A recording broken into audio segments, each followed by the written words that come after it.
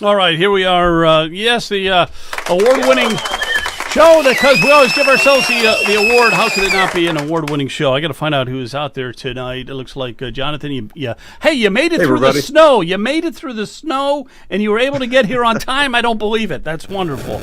Brian is with us as well, but he's with us in spirit and voice only. Are you there, Brian? Maybe only in spirit. I don't know. It might not be there also in voice. Okay, and also, there we are. We got our main guest here tonight. Timothy Shea is joining us, and you're the founder of the MAGA Institute. I like the way that sounds. That's quite impressive. So we're going to find out a little bit more about the whole MAGA movement and stuff, and we're going to be talking about Trump and some of the national news. I don't know if there's anything to talk about in politics. Gee, it was such a do-nothing week. It's like talk about the dog days of summer. My goodness, this is the most exciting August in my lifetime. Really? Amen to that. Yeah, it's been really special, no doubt about it. So Tim, you are Timothy, you are the founder of the MAGA Institute. Why don't you just tell us here for a minute what exactly that is, if you would, okay? Well, we are an organization that does what the GOP, by its own bylaws, can't do, and that's vet candidates in the primary. We don't endorse candidates, but we will certify them as being America First. And if they decide not to govern that way, we will pull their certification. We've had to do that a couple of times. What gave me the idea was I was listening to a podcast with Steve Bannon, and he said, I'm a Navy guy. I'm going to use a Navy analogy. President Trump is like an icebreaker, Steve said. An icebreaker is a big, heavy boat with a big, heavy prow and two big propellers in the back to just carve a channel through the ice.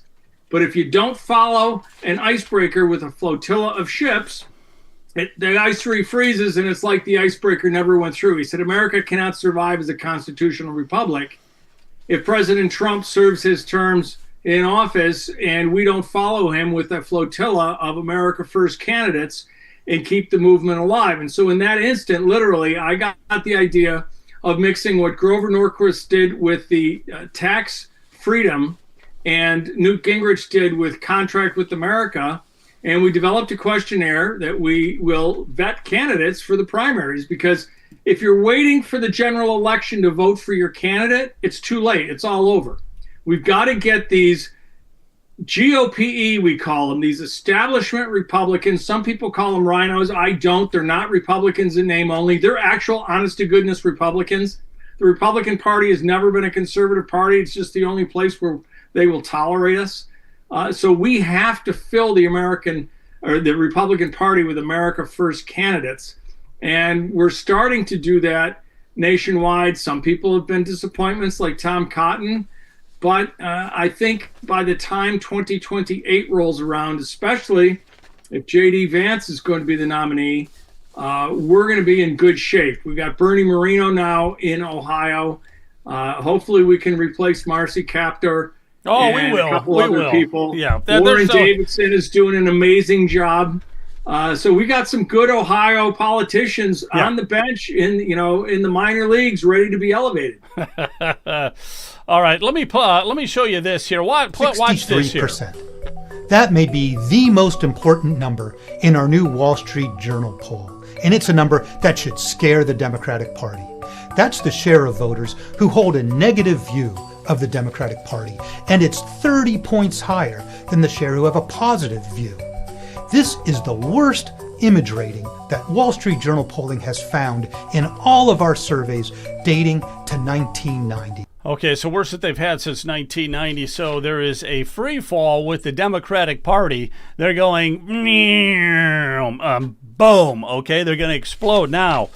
I think, and I want to get your take on this as to some of the reasons that that's happening. And there's probably a lot of reasons why it's happening. But Jimmy Kimmel, who should be fired, Jimmy Kimmel, the late night show, supposedly comedian or something, he was saying that the repulsive liberal voice is what's driving people away from the Democratic Party, as if he doesn't have that repulsive liberal voice coming out of him. But listen to some of the people that have bit the dust or are about to. Howard Stern, His ratings are basement level. They're horrible. At one time, he had 20 million listeners. He's down to 200,000. The View, that bit the dust. Stephen Colbert, he's going to bite the dust. PBS, NPR. So let me ask you there, Stephen, is that the problem there, do you think, or is it something else? Is it that repulsive liberal voice that's killing their own party or something else? What'd you say? Stephen? Yeah, Stephen, yeah. Oh, I'm sorry, Timothy. Sorry, No, I thought Steve. there was a Sorry, Stephen on Steve. it. Yeah. I was waiting for Timothy. Steve to speak up. Timothy, it's you. There is no Steve, by the way, anywhere on this panel. You're not. Wait, he's not Steve. This guy didn't even show up. I know I'm not Steve, but yeah, sorry about that. Go ahead.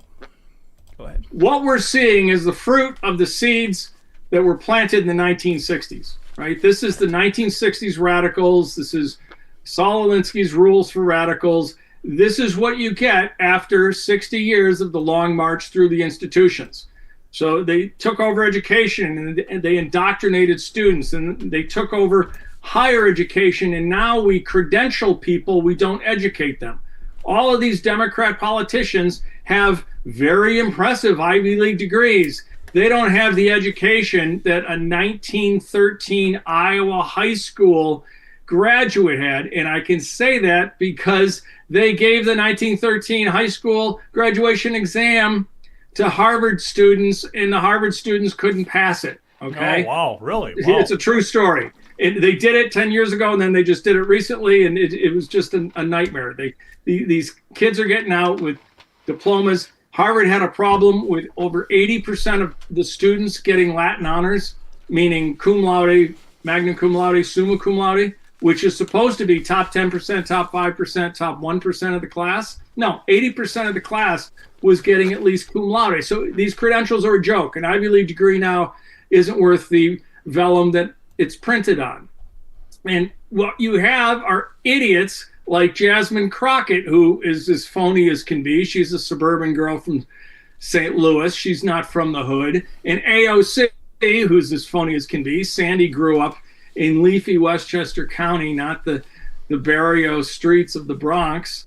You got a bunch of phonies, a bunch of left-wing puppets that have talking points that can talk beautifully and articulately and passionately about the talking points, and as soon as you ask them something that they don't know what to say. Yeah, talking point, they reveal themselves to be blithering idiots. Yeah, that is the truth. All you got to do is get into a discussion with a liberal, and you can beat them. Listen to this a second. 2020 had a major statistical error, and what that meant is that you actually undercounted a few states that are Republican, like Florida and Ohio. You overcounted some blue states, and so what I understand, if you actually did the census anew right now, you would have 10 additional Republican seats and 9 fewer Democrat seats. All right, so we would pick up 10 if we just did the census now, got rid of the illegals, and we just counted real Americans. We would pick up 10 congressional seats, 10 of them. Now, let me get your thoughts on this, too. For instance, the gerrymandering, somebody might say, well, that's gerrymandering. You can't do it. No, Democrats have been gerrymandering like crazy all along. In Massachusetts, their 36% is Republican. They have no Republican congressional seats. Connecticut, which is a big state, 42% of that state is Republican, and they have 0 congressional Republican seats. Maine is the same way. New Mexico, New Hampshire. New Hampshire is almost 50% Republican, and they don't have any Republican congressional seats. And I think that Trump could have won New Hampshire if he had just gone there a few times and did a few rallies. Rhode Island, Vermont, Hawaii, Delaware, those are some of the other states out there that have 0 Republicans in their congressional seats. So, well, the gerrymander is a problem, and it's Gary with a hard G. It's named for Elbridge Gerry of Massachusetts. They've been doing it for over 200 years in Massachusetts. They've perfected it to an art form. They literally do it by street.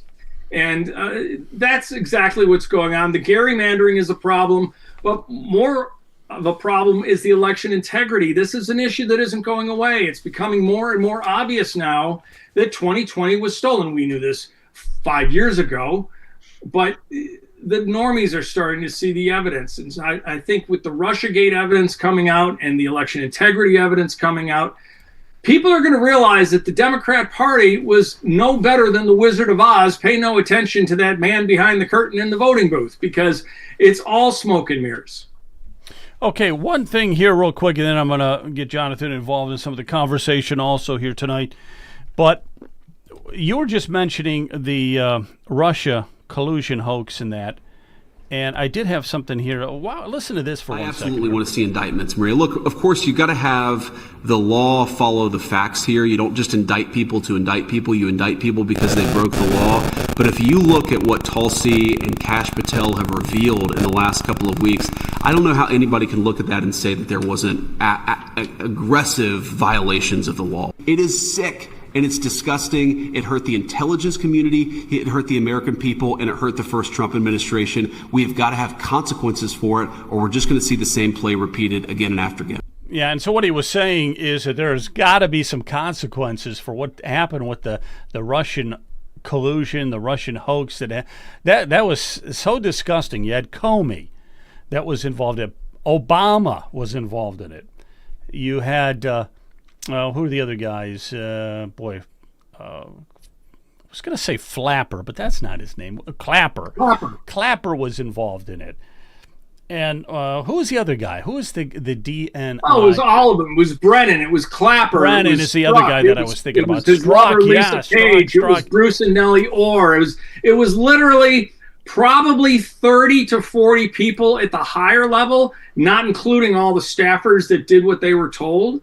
This is like 100 times bigger than Watergate and Teapot Dome and every other scandal in America put together. No, you're right. But the neat thing about it is that J.D. Vance is saying we are going to show consequences for this, and they better, because everybody. And that's the thing. It's not vengeance. It's not vindictiveness. It's justice. It's, you fool around, you got to find out. There's got to be consequences, because that's why the electorate is seething with anger right now. And I'm telling you, the grassroots is seething. Things aren't going fast enough for them. My biggest job in the last 6 months has been to calm people down, saying, look, you've got to have evidence. You've got to have a case. You've got to have the right predicate to bring the case, to get the grand jury, to get the indictments. The wheels of justice grind slowly, but finally. And people are out there going, just arrest somebody. And I get it. I want that too. But I'd rather see James Comey perp walk like Roger Stone at 4 a.m. in front of the cameras of Fox News and have it stick. I don't want these jabronis, these traitors, these insurrectionists. This was sedition. This was a seditious conspiracy. And they all need the maximum penalty for a seditious conspiracy. There has to be consequences to this. JD is exactly right. If there aren't consequences, they're going to do it again. Well, they almost destroyed the country. They practically destroyed the country, and we cannot allow them to do it again. Jonathan, I'll get you in here. Any thoughts on any of this? Well, a few things. First of all, welcome to the show. Thanks for joining us, Mr. Shea. Brian Massey, if you can hear me, try dropping out and coming back in again, because this, I think, is right up Brian's alley. We're frustrated with tech that Brian is unable to connect with us at the moment. I hope he can come back in again. But I have something that during your opening comments I was listening for, and I didn't hear it. I'd like to ask you, Mr. Shea, about more detail on how you envision primarying bad actors within the Republican Party, and how we actually build a true conservative base within the Republican Party, whatever you want to call it. MAGA, America First, Trump aligned. I've heard all those terms. And what I'm fishing for specifically, if you follow precinct strategy, I happen to be an advocate of that. Dan Schultz and I have been coaching the nation for 2 years on precinct strategy, which encourages people to get involved at the local level in politics. And candidly, I'd like your feedback on this and your opinion as the spokesperson of the MAGA Institute. It's my belief that all of that stuff that we see on social media, all the talk of primarying people and getting better candidates and replacing, all of it amounts to nothing but just a bunch of whistling in the wind until and unless enough of us get involved and reclaim the party from within. That happens to be something I ascribe to. I'd like your feedback on that. Well, I agree with you wholeheartedly. That's the only way forward, I'll say, Jonathan. And we're seeing success in Weston, Florida. Okay, Debbie Wasserman Schultz's hometown.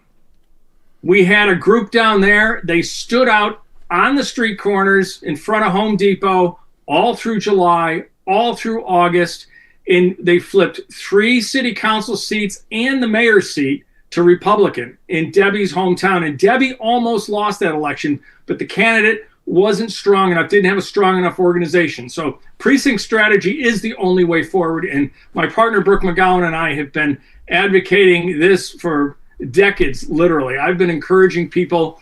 You know, I was a town Republican committee member and a delegate to the state convention. You got to get involved.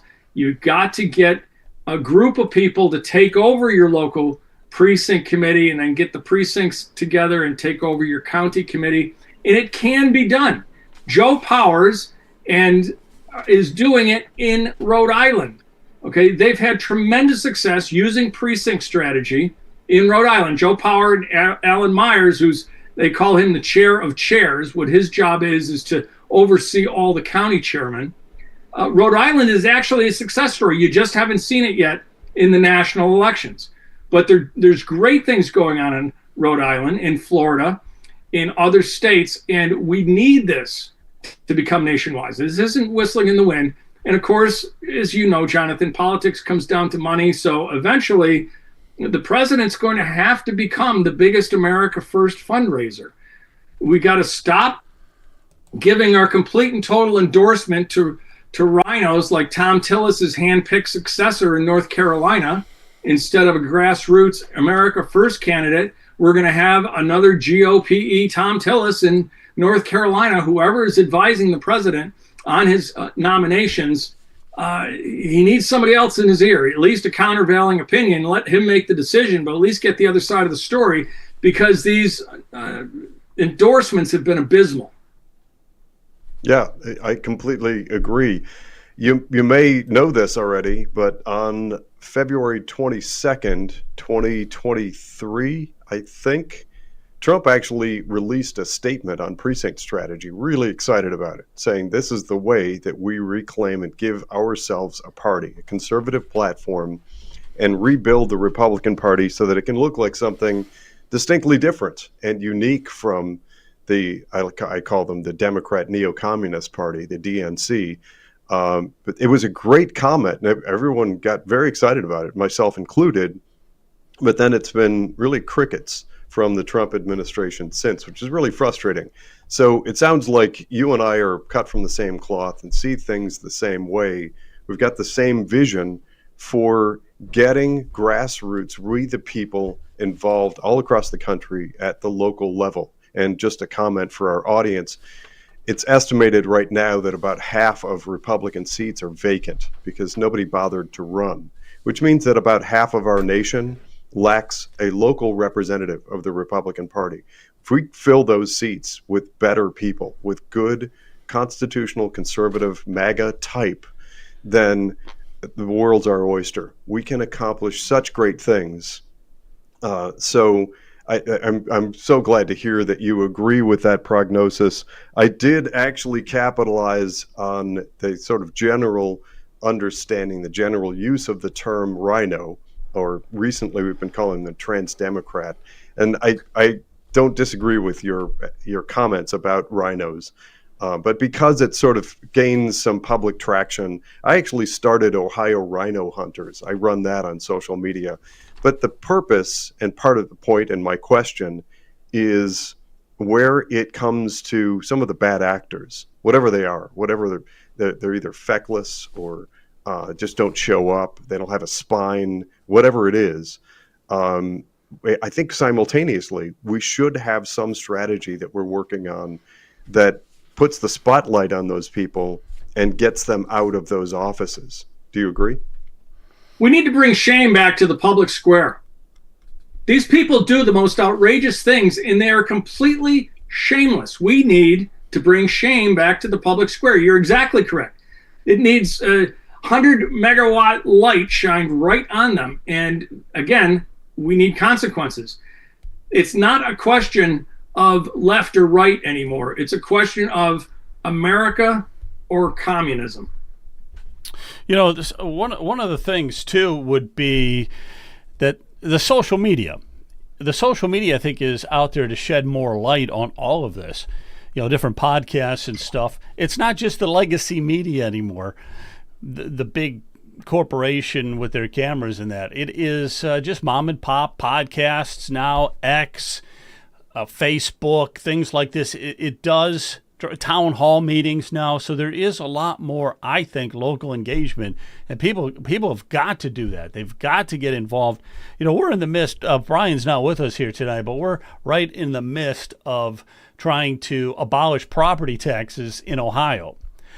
We would be the first state to do that. Now, he's the ringleader of it, and I was hoping he'd be on tonight. We'd even talk a little bit about that. But that is a completely grassroots effort, and it's being fueled through social media. Hey, one thing here real quick on social media. I noticed that this is interesting. I want to get your take on it. California Governor Gavin Newsom, he was on a podcast, a very conservative podcast, with a Navy SEAL. The guy's name is Sean Ryan. And he opened the show by handing Newsom a Sig Sauer, a pistol. And Gavin Newsom is like, wow, that's really cool and everything. He's trying to become, what do you want to say, more Trumpian or conservative or something.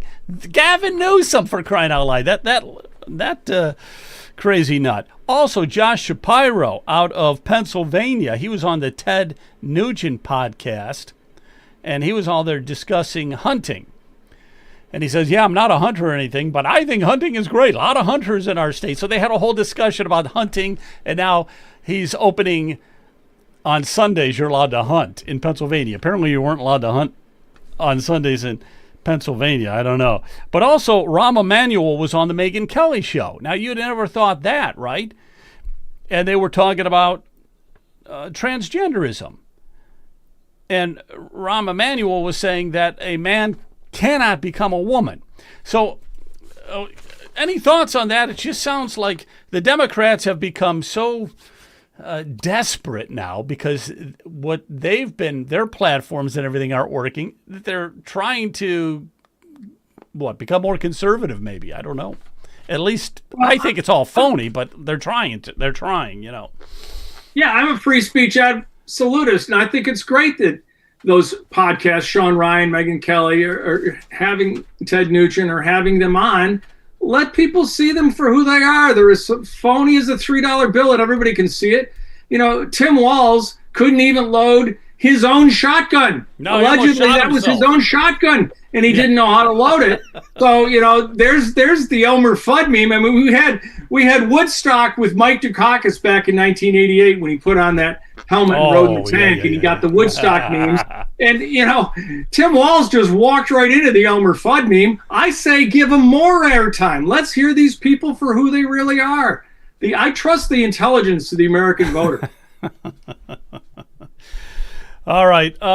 Timothy, anything you want to say in closing, or you can stay on. I have another guest coming on. You're more than welcome to stay on if you'd like, or if you have to go. Then unfortunately, I do have to jet, but I'd love to come back. I've enjoyed the conversation. I think we've got a lot more to talk about. I know you have a ton of stuff to talk about, so definitely would like to have you on again. Anything you want to say in closing? What's that? I was just going to ask for a call out from Mr. Shea. What's a call to action? Where do people find you? What should they be doing to help make America great again? Don't do what we do on social media, which is speak the truth, because we've been completely deplatformed. Mr. Free Speech, Elon Musk, 2 years in, still won't restore my two big X accounts, @MAGA_Institute and @TimboTim62.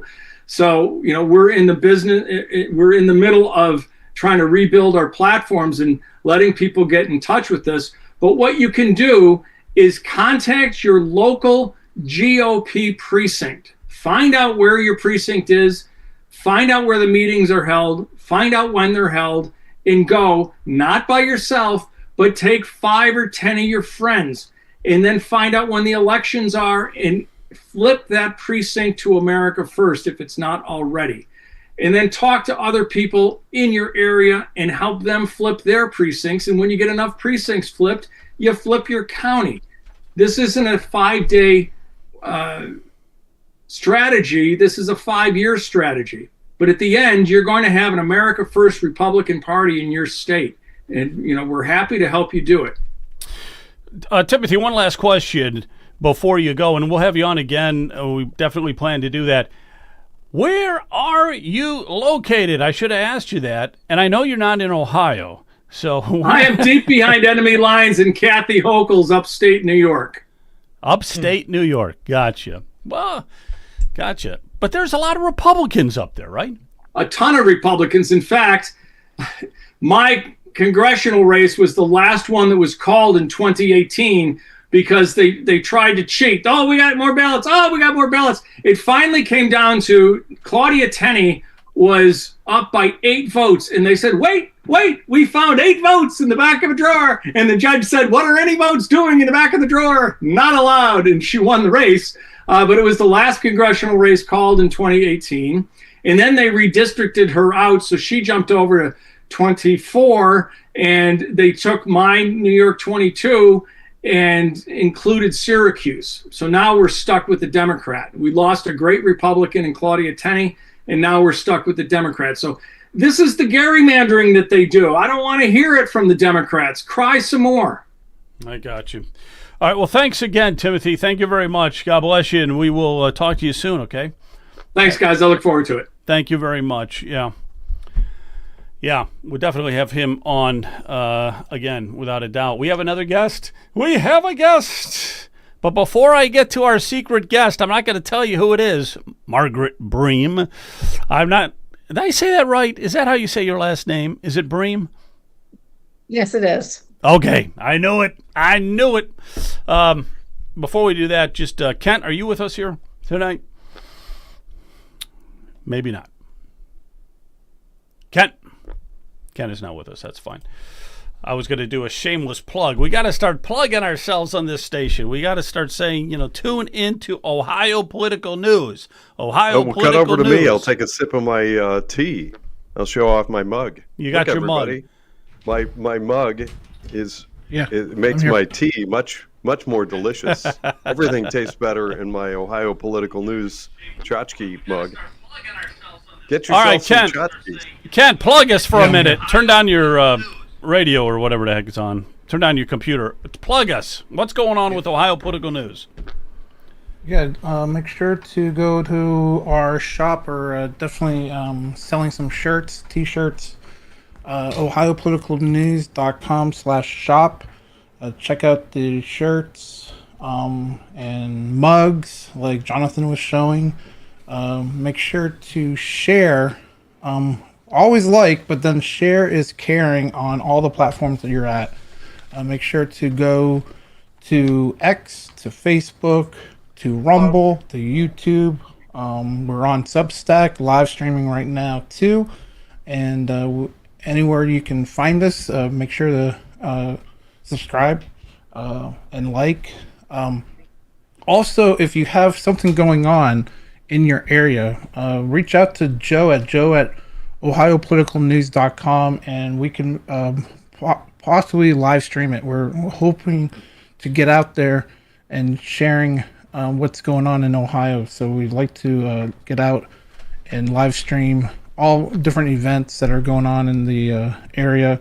I know Brian does that too with the property taxes and all that. So also, if you have any events, let us know about them, and we will get out and try to share with the whole audience. We're getting larger numbers on Facebook and all the different platforms. So thank you for liking us. So thanks again. But make sure to go to ohiopoliticalnews.com/shop.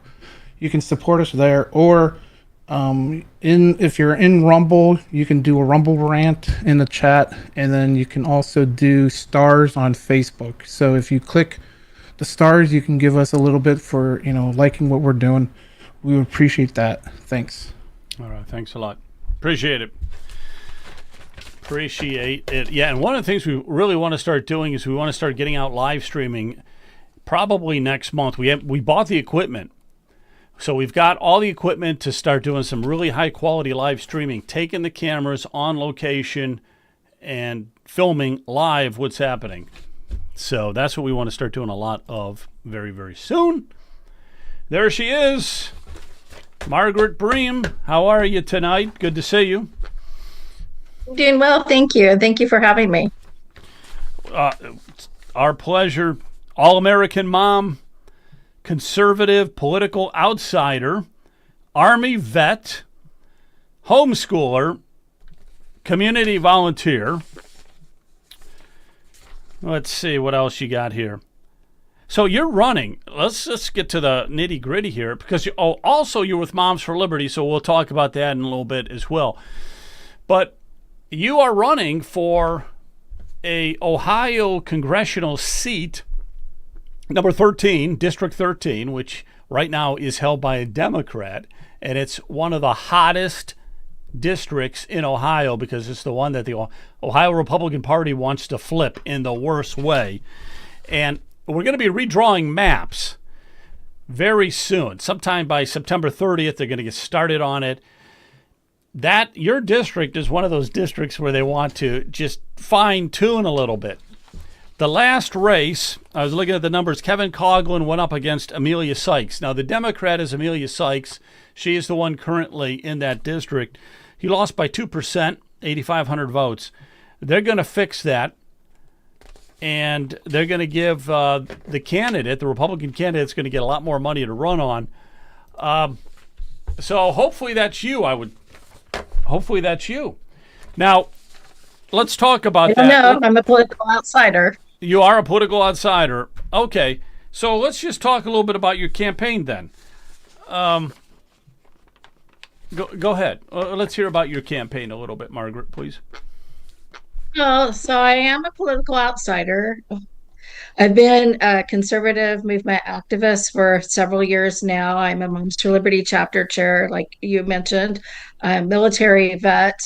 But I have had a few run-ins with the local Republican Party. Apparently, they think that they need to approve everything I do. And I'm just trying to be out there helping empower people to protect their kids in school, stand up for their parental rights, support the right things, as opposed to being self-interested. I volunteer a lot. I was the president for 2.5 years of the Akron Breakfast Optimist Club. Like I said, I'm the Moms for Liberty chapter chair. I've been active with our local Summit County Tea Party, been involved in all those things. I'm also a PC, or precinct committeeman, but because I mentioned the words audit and marketing, they cut me off the list. So I don't get any information or any support from the party at all, even though one of my jobs is to, keep the GOP chair accountable. So they are not happy. Now, let me ask you this. Who's the GOP chair? Are you in Summit County? What county is Fairfield in? I forgot. I'm in Summit County, so I'm not in Fairfield. I'm actually in Akron. And okay. Ohio 13 is Summit County, or at least right now, is Summit County, about half of Stark County, and then 2 townships in Portage County. And Summit County, the GOP chair is Brian Williams. And the person I'm running against so far in the primary is Kevin Coughlin. Well, it looks like, there might be more. So I would say it's probably a safe bet. I think Kevin Coughlin has thrown his hat in the ring already, and so have you. So there will be a primary. So you'll be going up against Kevin. So there will be a Republican primary, and then whoever wins would go up against Amelia Sykes. And that district, as I was saying, is going to be redrawn a little bit so that we can defeat them. We're talking about the gerrymandering before, but the Democrats do it. They do it every state you can think of. When you get to a blue state, they are gerrymandering the heck out of it. Massachusetts, it's gerrymandered so that there's not even one Republican congressional seat. It's all the way they do it, and that's one of the worst. Massachusetts, it looks like nothing but snakes. All of it coming from Boston and just going throughout the entire state. But in Ohio, we've got 10 Republican districts, 5 Democrat districts, and we're trying to make it 12-3 after the midterms.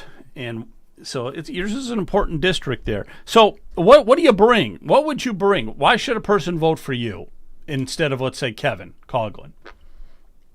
Well, so like I said, I've been a community volunteer and I am a homeschooling mom. So as a community volunteer, I have shown how much I care about the community. I'm not in it for self-interest. In fact, I've made some pretty significant sacrifices to run. But one of the things that really stands out to me as a homeschooling mom is every year I'm teaching about World War II and how we changed our manufacturing to produce the equipment that the military needed at the front lines.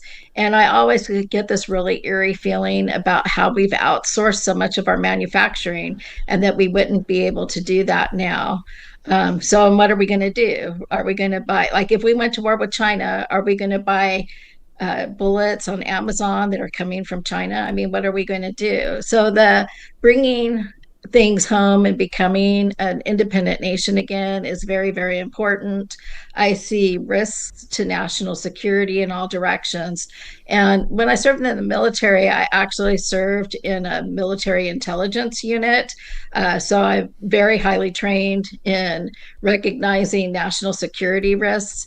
And even some of our Congress people now in office, our last president, other people in our government alone are huge national security risks. Plus, the data mining, especially of children in schools, is a national security risk. National security is at risk in all directions right now. It's kind of crazy and scary to think about. And being aware of that would help me vote better in Congress and help me to help the president secure our country and make it more secure for our people. The other thing is the American people have been greatly taken advantage of when it comes to taxation and when it comes to how we've been treated in general. Our rights have been stripped away, our freedoms have been stripped away, our families have been put at risk. And that's one of the honors for me, would be able to help protect our families and restore American values. And that's extremely important to me. What are you? I'm looking at your website here. It says your priorities. What? Maybe you've already mentioned them. Is there any other priorities that you haven't mentioned? I'm just looking at your website here. The biggest thing, the first thing I would like to do when I get into office is write a bill that makes it illegal to data mine, for ed tech companies to data mine K through 12 children in schools. That's not only a national security risk, it's also a violation of privacy, and it makes distrust within the family. So I would like to put an end to that. The other thing that most people don't know is there's this huge list where our tax dollars can be spent with ed tech companies. And on that huge list, there's ed tech companies that are not headquartered in the United States. Some of them are headquartered in Beijing, China, Iran, Iraq, North Korea. Again, huge national security risk. And if we're going to be spending American tax dollars for ed tech, then the companies need to be headquartered in the United States, not companies that are headquartered, with the CCP. And so those are some of the things that I'm very concerned about. And it's progressing. It's getting more and more invasive, the data mining and the ed tech issues. I really do think at this point that we should really rethink having computers in the classroom. especially since once kids are on the computers in the classroom, we don't really know what's going on in classrooms. But if we went back to textbooks again, then the parents could look at the textbooks and know what's going on, what's being taught, at least if the textbooks are being used. And if you look at the licensing that needs to be done every year when they're using tech in the classroom, that's a lot more expensive than having a set of textbooks that you can use multiple years. So there's a lot of things that I'm really concerned about. Gotcha. Gotcha. My turn. All right. So I'm on this show because I've been in this fight for a long time, and I know a pretty fair amount about the battlefield. One of the things that is universally true in the political realm, when we get people running for office, is people can say anything. And we keep experiencing this over and over again. And instinctually, I and a lot of us who are frustrated with where we are inherently drawn to people who are political outsiders. Miss Bream has that to her advantage. However, the key for me is action. I want to see people who actually do things. And there are few people in the state of Ohio or this country who has impressed me more over the past several years than Margaret Bream. I watch her. We're connected on Facebook.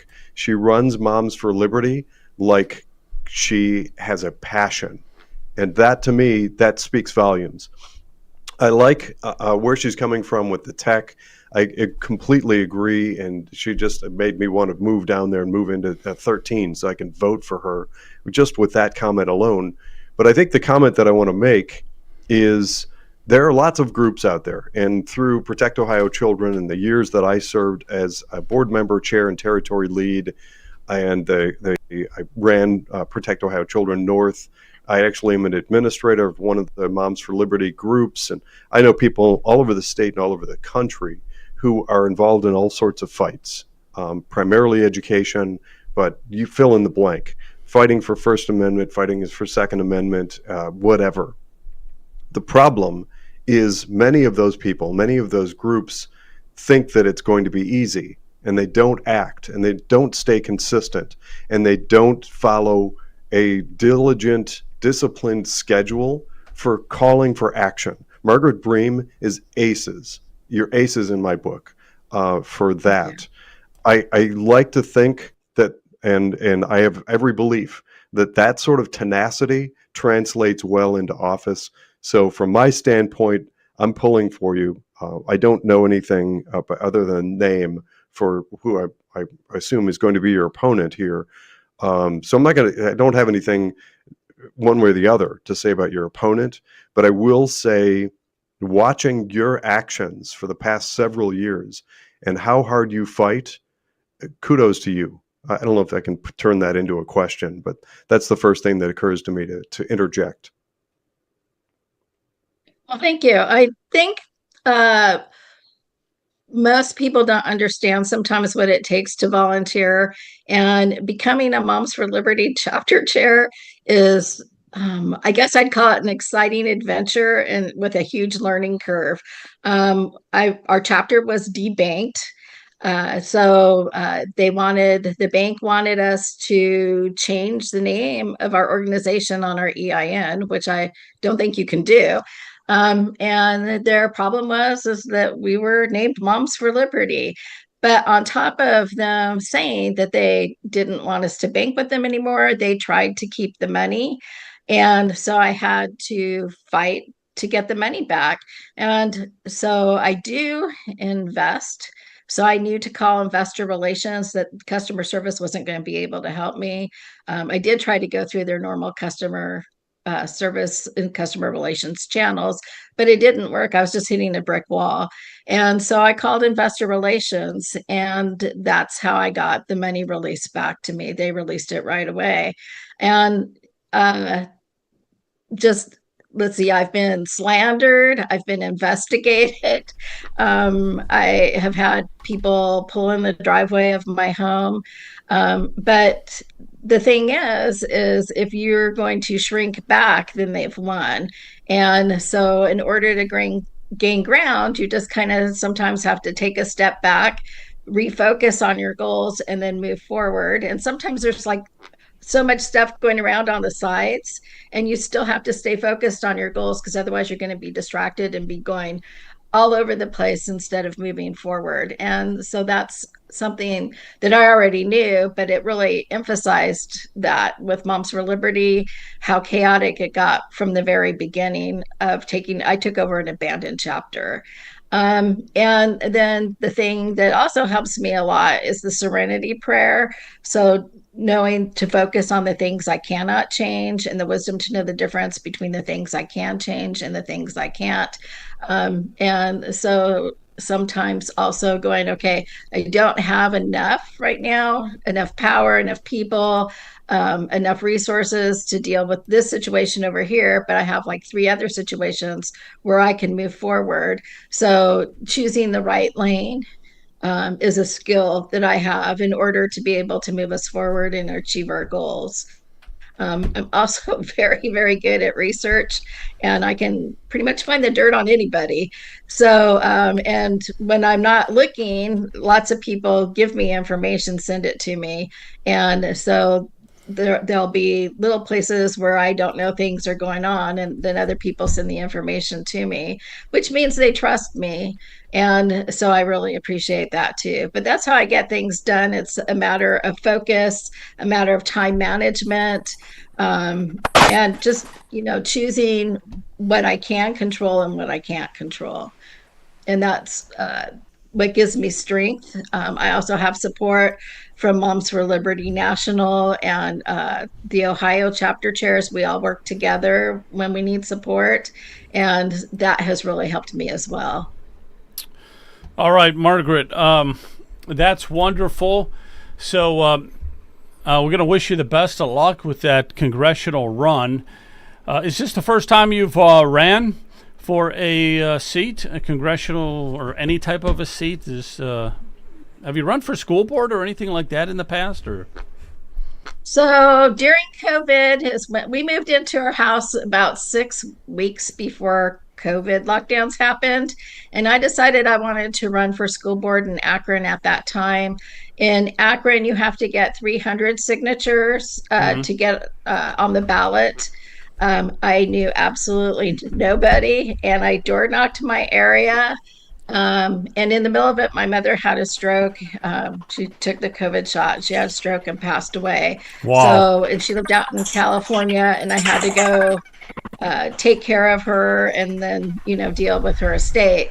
So I was gone for a while, but I still only came in 27 signatures short of making the ballot, which is pretty good for not knowing anybody. And then later on, I wanted to run for Summit County Council, but somehow the Board of Elections lost my designation of treasurer paperwork. And so that prevented me from opening a bank account and moving forward on that. Gotcha. All right. Well, hey, good luck with your race. It's going to be a good battle there, and it's always good to have a grassroots person on. And really glad to hear that, because like you said, we got to get rid of the good old boys club, and we got to get some new blood in there, so maybe that will happen. So thanks a lot. Best of luck, and keep us informed on that, okay, and what's happening with your campaign and everything, okay? Okay, thanks, Margaret. Yeah, thanks, Margaret. Thank you very much. God bless you. All right. Brian, can you hear me? I can see you. I can't hear you, though. Uh-oh.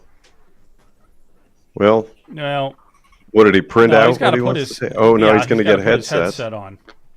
So what Maybe I the did was headset has we a brought him. microphone? Yeah, we brought him in through Zoom here instead of through vMix. So he's on Zoom, but I don't even think he knows. Well, I think I hear little bits of sound. All right. All right. Can you hear me? And we have a bad, flying saucer or something in the background. Can you hear me, Brian? Put your headset on. Yeah, talk. Speak. Hold on. Audio settings.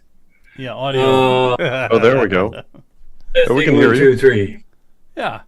Okay, is that better? Yeah, it's fine. Fine, I can hear you just fine. Yeah. Very good. Okay, good. Good. All right. So We've what got we some want to talk strange about, I got to latency, but he's on. Yeah, least. he's on. All right, let's talk about what's happening with the property tax stuff for a few minutes here, but I also want to go into something here. You know, life is way better with Trump. Way better with Trump. Now, this is our Ohio Political News X account. And, here, this whole thing we were talking earlier about Howard Stern. This guy used to have 20 million listeners a day. This bozo is down to 125,000 listeners a day. You go woke, you go broke. But also, not only that, he is just unlistenable anymore. He just doesn't have it, okay? He doesn't have it anymore. No one wants to listen. You know, he had a long run. He made a ton of money. But he's out of there now. And when you look at this is a lot of this has to do with Trump. So The View bit the dust. Howard Stern's biting the dust. Stephen Colbert, Joy Reid, The View, Don Lemon. Although, you know what's interesting is Don Lemon, I will say this, he's doing pretty well on his YouTube channel. He's doing pretty darn well with that. But, you know, as far as CNN, he's out of there. All right. Brian, I'm going to bring you on here for a second. I want to just go into this for a second here. This was when you were being interviewed by Karen Kassler. So let's talk about some of the... Well, wait a minute. What was your thoughts on that? Because that's kind of like the big time here. That's like the little big time when you're getting interviewed by Karen Kassler. Well, and she was very kind, very gracious, and but she made a mistake, and she acknowledged she made a mistake, but she doesn't have enough time to change it. What she did, she said, "This is Brian Massey with the committee to reform property taxes." And I said, "No, that's not our committee. Our committee is to abolish property taxes." So she made a major mistake there. She said when she gets back to the office, I guess the offices are going to be closed. The State House is closed next week for some reason. But when she gets back, she'll fix it. But she was very kind, very gracious. She just made a mistake. That's yeah, and it was a pretty good.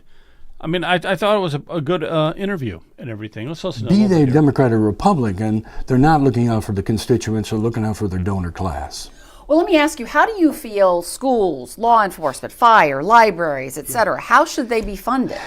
It's not replacing dollar for dollar. We're not convinced that we should replace dollar for dollar. What we're saying, you better start looking at the schools because we're spending on average about $17,000, $18,000 per student on average. Do we need 611 school districts in the state? In Lake County, we've got 9 different school districts. What if we had one county school district? What if we had one superintendent instead of 9 superintendents?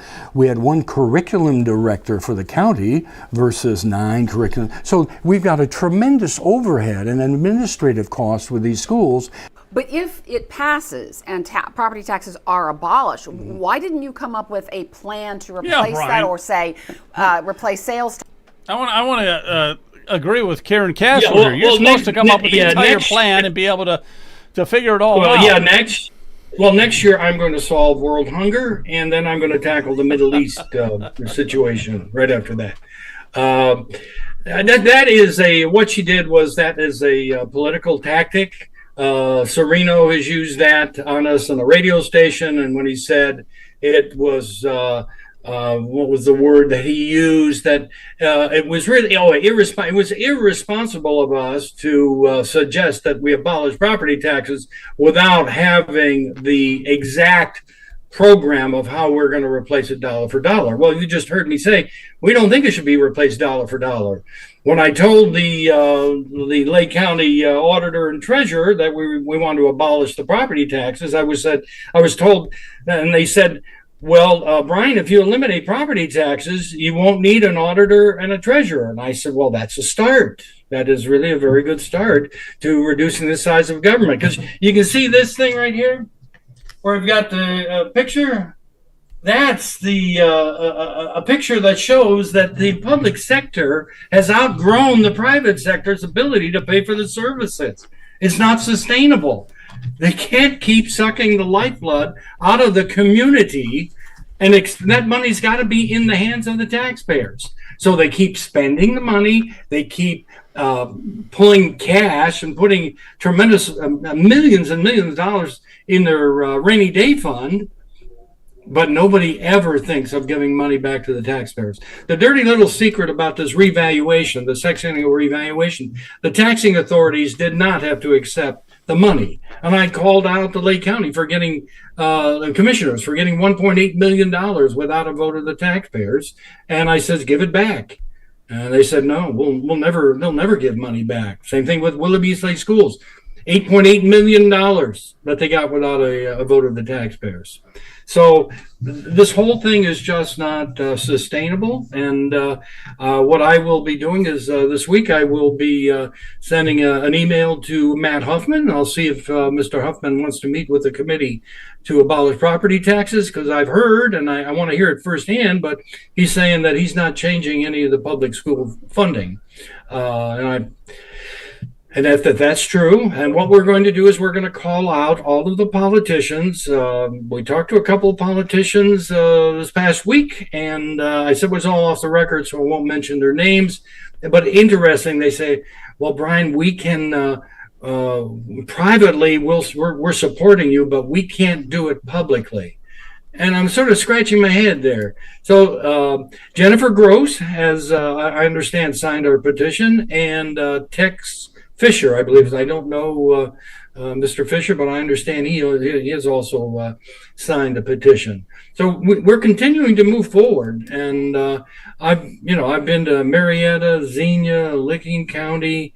I've been all over the state, been on many radio, TV programs. So we're getting the message out, and the citizens are extremely interested in collecting signatures. So fingers crossed. If the people want their freedom and liberty, if they want to preserve freedom and liberty for the future generations, unfortunately, what I've been told by legislators, they say, well, Brian, if you can't get it on the ballot, just watch out, because you're going to be inundated with all the fear mongering, with all the unions. Everybody will be worried about their jobs.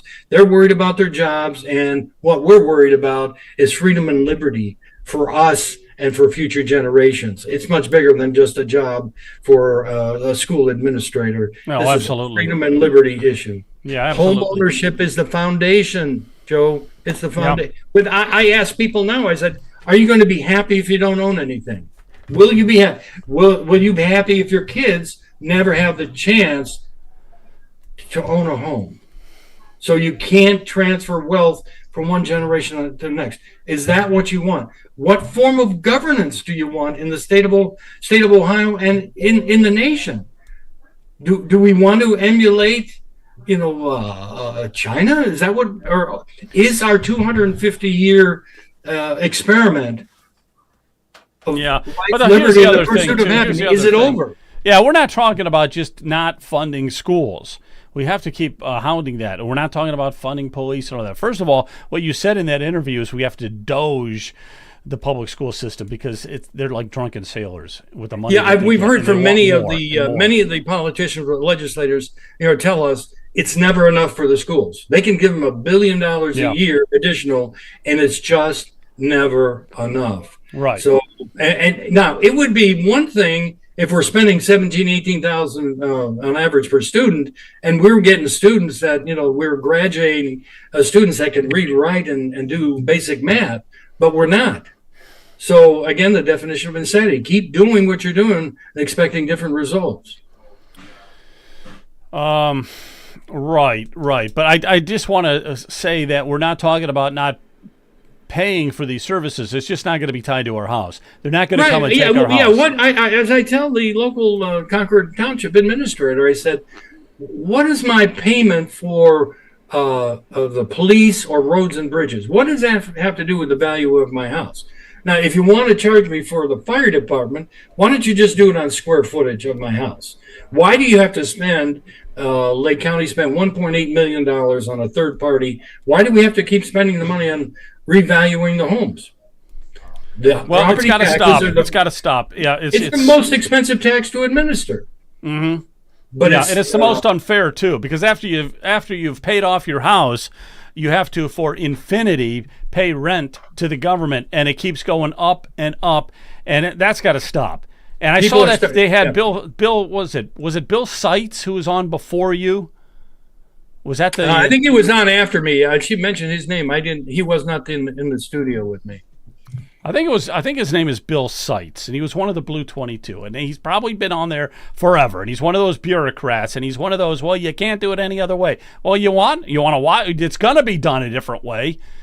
It has to be done a different way, and that's it. And all this blowback from the unions and the schools and all this and all that. We're saying find a different way to fund it, but you're not using the property taxes anymore. It's pretty straightforward. Besides. Yep. The amount of people that are for this is 80%. The amount of people that are against it, maybe 20%, if you can find that many. So we're clearly in the advantage. And so who are they going to come after? We're the majority, the big, overwhelming majority. Yeah, I've been looking at the. Let's go ahead, Jonathan. I'm sorry. I'll interject a few comments and then back to you, Brian. We are the majority for sure. So. When we look at property taxes, on average, approximately 60% of it, 60% of it goes to pay for schools.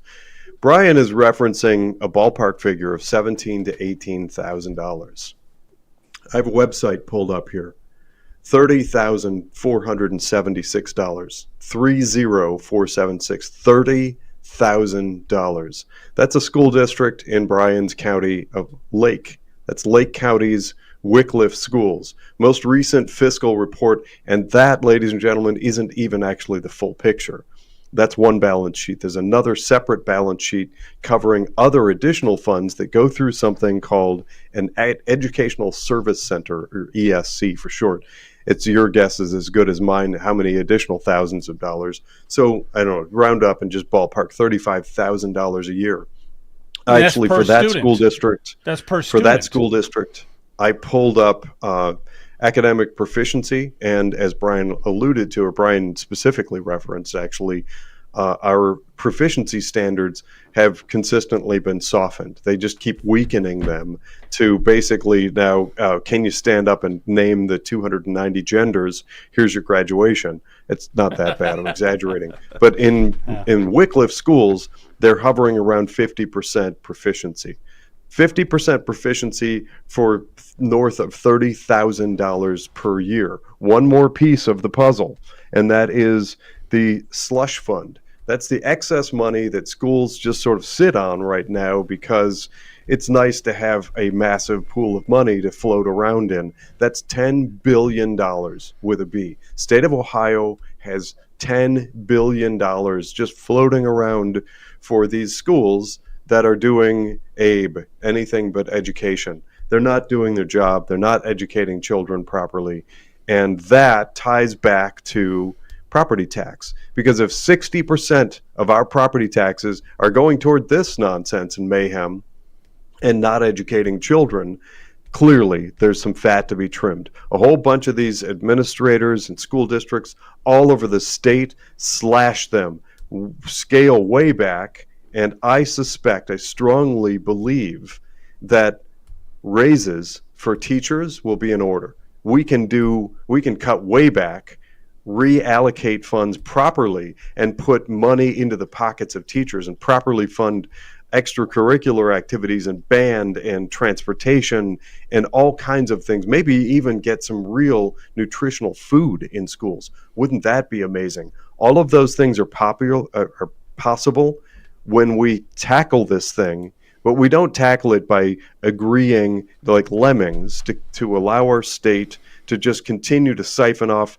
6% more every year, 30% more every 6 years or whatever. And pretty soon you are elderly in the house that you've paid off and worked hard your entire life, and you have to pay $25,000 per year in order to maintain this type of nonsense. Those are my comments. All right, 1 second here. We do have one more guest coming up in just a second, Jason Barnhart. So, Jason, stay in the Zoom room. Don't go out. Brian, let me give you the last comment here. But Jonathan was saying Wycliffe is 34,000. almost $35,000 a year per student. So if they start I in ballparked, kindergarten, I estimated up, Joe, because we have ESC, which are unknown. What shows on the balance sheet is 30,476. We just know that the number is north of okay, that. well, 30,000. Okay, it's north of 30,000. So it's at least from kindergarten to the time they graduate. And if they flunk, you got to add another 35,000. You're talking over 400 grand. So we're spending for one student to go through that Wycliffe school system from kindergarten to being a senior, over 400 grand of our property tax money, and that's for one kid.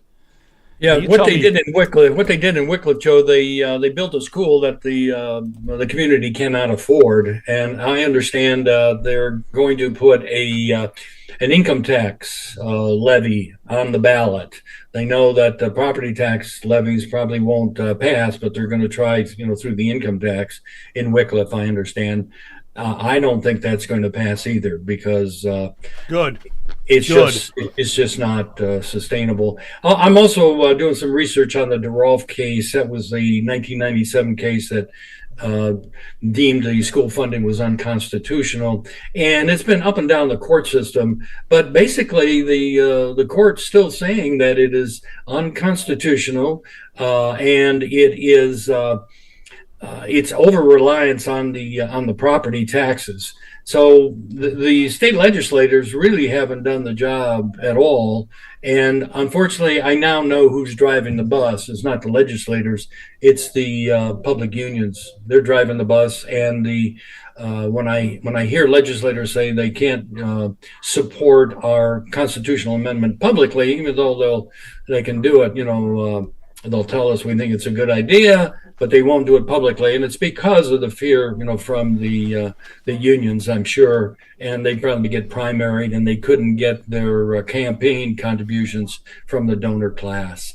We also find that a lot of home builders, are not supporting our petition because they want their TIFs, taxpayer incremental funding, that gives school property taxes over to the developer, so the developer can use those funds for building that infrastructure on their development. So they're not supporting it. Everybody's got their own reasons why they won't support it, and it's usually it's their pocketbook.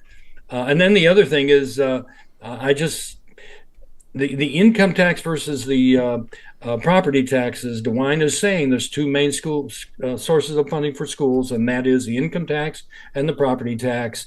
They're very proud that they're going to eventually eliminate the income tax, and I'm saying, well, if you're eliminating one of the major sources of funding, that means that there's going to be a heavier emphasis on property taxes. So I'm saying to the ladies and gentlemen that may be listening to us now, if you vote for any more school levies, I don't care if it's an income tax or a property tax, you're funding your own demise. Absolutely. Do not, under any circumstances, don't vote for any of these levies, these school levies especially. Do not vote for them. Please. I don't know how many times we got to say that. I want to find out if Jason is with us here tonight. Jason, are you out there? Jason? There you are. Yeah, turn your camera sideways, and it should get you a bigger picture. Ready. Let's try it. Yeah, give it a shot. Sometimes it'll. Yeah, look at that. Is that better? Here, that's way better. Yeah, that's way better. How are you tonight? Good to see you. How are you? Very good. Good to see you tonight. So, Jason Barnhart. Now you got to fill me in on a couple of things, okay? First of all, you're 18, right? Is that how old you are? Yeah, that is correct. All right, 18. That's wonderful because we love to have younger people on this show. Okay. But secondly, you're also getting involved in a school board race. So you're going to try to win a school board position. So congratulations for doing that, for attempting that, for getting out and doing it. So tell me where it is and all that information, okay? Where are you and what school board and stuff like that, okay? Yeah. Well, first off, thanks for having me on the show. It's truly an honor. But so I am in Troy, Ohio. It's a small town north of Dayton. And so with this race coming up, we have 5 people running with 3 seats open. I plan on taking one of those seats. I always said that I like a challenge. So with 5 people running with 3 seats open, I say it's a challenge and I'm ready for it. It's a Troy City School District, huh? Yes. Okay. And there's 5 seats, and they're all 5 are up for grabs? So 5 people are running, but 3 seats are open. Okay, 5 people are running, 3 seats. And okay, so what? Tell me about your strategy to win this. Is there a strategy? Facebook, social media? Don't tell me you're going to bribe anybody. I don't want to hear that. But how? What's your strategy? Is there one? Getting out there and meeting people face to face. I think my generation loves to hide behind a Facebook page and an Instagram page, but I'm out there, knocking on doors, meeting people face to face, because I think that interacts with people a lot better. Just besides, making videos like this, I think that the only way that we can get out there and get our voices, get our name out there is to meet people face to face, and that's my strategy. I'm at the Miami County Fair this week, meeting with people, walking around, working the GOP booth, but mainly just meeting new people that I haven't met before. I mean, there's 22,000 people in the city of Troy alone. I would love to meet, I can't meet all of them, but I would love to meet most of them. And how is your connection with the GOP in Troy? Let me ask you this. Troy is in what county again? So it is in Miami County. Okay, Miami County. So who's the chairman in Miami County, and how is it going with the GOP? So our Central Committee leader is Steve Bruns. He's the owner of Bruns Construction and Tipsy. He donates a lot of money. He donates a lot of time to us. And Jonathan Newman, our state representative for the 80th District, he's really gotten me connected with all these great leaders around Troy and all these great leaders around the state of Ohio. So he's really helped me tremendously. And my biggest thing is, meeting new people. I love to meet new people. I love to have conversations with, both sides. I don't just stick to the Republican Party. I want to, go over to the Democratic side and, meet people on that side, because the only way we can, fight this, division in our country is to meet people from both spectrums. And that's what I'm doing right now. So that's excellent. That's excellent. Yeah. Right. You got to get right. If you can get to both sides, if you can get over and talk to the Democrats and the independents, and especially for school board, because that's not as so political. All right, I got another question. I'll hand it off to a few of these other guys. If you do get elected on that school board, what are some of the changes that you'd like to see happen? So I'm running on vocational education. I think we have a horrible thing going on in our country. We have a big skills gap in America. And the only way that we can fill that gap is by teaching our young generations to work with our hands, to, get our hands dirty, get dirty once in a while. So my biggest step right now is pushing vocational education into our schools. I would love to see work classes come back in the state of Ohio. I'd love to see it come back to Troy. And that's my main objective right now. I would love to see some life skills being taught in our schools, equipping our teachers with the tools necessary to work with our students, to teach our students common sense education. Once again, I think we're lacking in that.